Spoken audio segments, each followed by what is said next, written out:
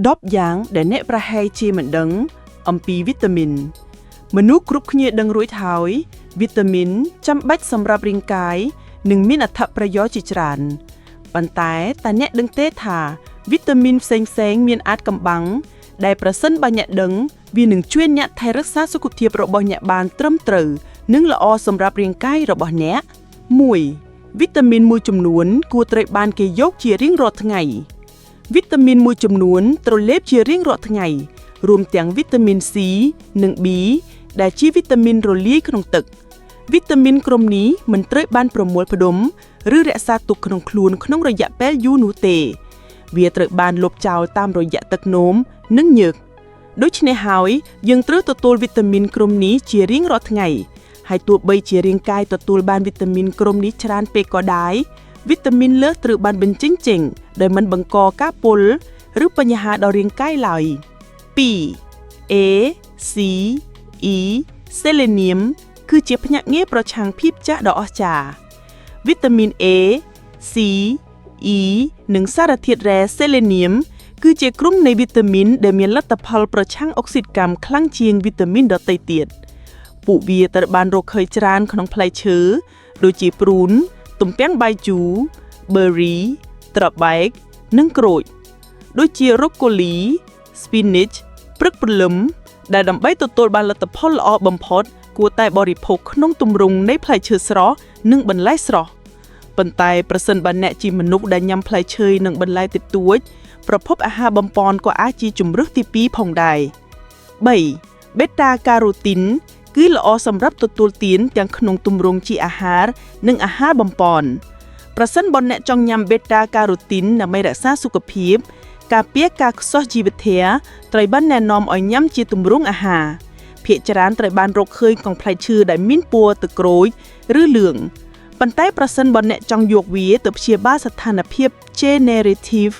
របស់អ្នកមានស្រាប់អ្នកអាចជ្រើសរើសយកវាក្នុងទម្រង់ជាអាហារបំប៉នប៉ុន្តែវាជាល្អបំផុតដែលប្រើវាក្រោមការណែនាំរបស់វេជ្ជពេទ្យ 4. ស៊ុតពណ៌ខែវកំប្លែងវីតាមីន B7 ស៊ុតពណ៌ខែវខ្លោយមានសារធាតុដែលប៉ះពាល់ដល់ប៊ីអូទីនដែលមានក្នុងវីតាមីន B7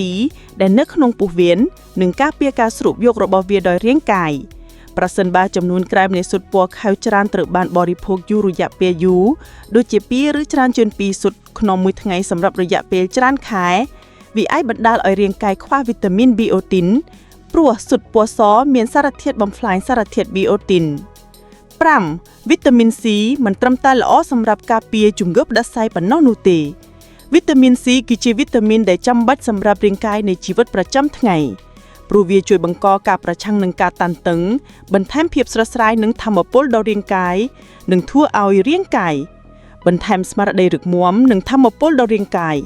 អ្វីដែលសំខាន់បំផុតគឺវាជួយប្រឆាំងនឹងការជ្រួញជ្រៀងដោយជំរុញការផលិតកូឡាហ្សែនក្រោមស្បែកវាក៏មានតួនាទីដើម្បីជួយកាត់បន្ថយផលវិបាកនៃជំងឺទឹកនោមផ្អែមផងដែរ 6. វីតាមីន D ពិតជាល្អណាស់មនុស្សជាច្រើនប្រហែលជាមិនទាន់ដឹងវីតាមីន D ប្រសើរជាងក្នុងការបង្កឲ្យរាងមាំក្នុងឆ្អឹងនិងធ្វេញឬជំរុញការរឹងមាំនៃទាញីកាក្នុងរាងកាយព្រោះវាមានលក្ខណៈជួយកាត់បន្ថយជាស្ករក្នុងឈាមជួយប្រឆាំងមហារីកកង្ពោះវៀនមហារីកក្រដេញប្រូស្តាតមហារីកសួតនិងមហារីកសាកដោះវាក៏ជួយកាត់បន្ថយរោគសញ្ញានៃជំងឺទឹកពឹកជំងឺទឹកធ្មេញដឹកនាំនិងកាត់បន្ថយការឈឺចាប់សាច់ដុំរ៉ាំរ៉ៃផងដែរ 7. វីតាមីន E មិនត្រឹមតែល្អសម្រាប់ស្បែករបស់អ្នកទេនោះទេវីតាមីន E មានឈ្មោះល្បីសម្រាប់ការថែរក្សាស្បែកសម្រាប់ស្ត្រីប៉ុន្តែវាមានសារៈសំខាន់មិនទៅជាងសម្រាប់បុរសព្រោះវាជួយដោះស្រាយបញ្ហាប្រព័ន្ធបន្តពូជមិនពេញលេញនិងបង្កើនឱកាសក្នុងការមានកូនសម្រាប់អ្នកមិនមានកូនវាក៏ជួយកាត់បន្ថយហានិភ័យនៃជំងឺបេះដូងផងដែរ 8. វីតាមីន B5 ប្រឆាំងកាយកើតមុនមូលហេតុមួយនៃអ្នកកើតមុនគឺអាចជាខ្វះខាតកូអេនហ្សាម A ដែលជាអេនហ្សាមដែលប្រើប្រាស់វីតាមីន B5 ដើម្បីផលិត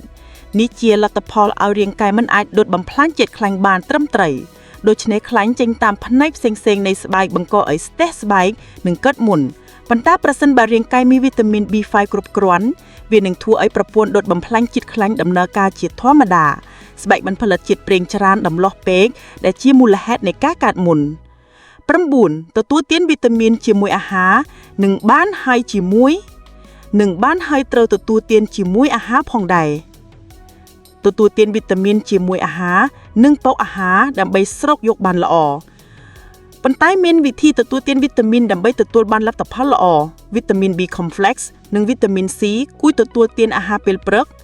អាហារពេលថ្ងៃត្រង់និងអាហារពេលល្ងាចដើម្បីរក្សាកម្រិតវីតាមីនក្នុងកម្រិតខ្ពស់ជារាល់ថ្ងៃ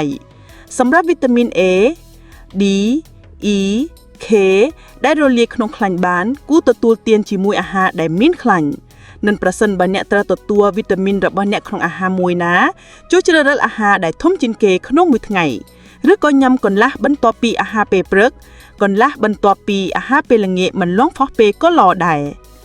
10. វីតាមីនមិនមានក្លិនមិនល្អទេ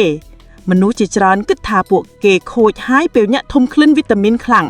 ប៉ុន្តែការពិតនោះគឺវាខូចហើយ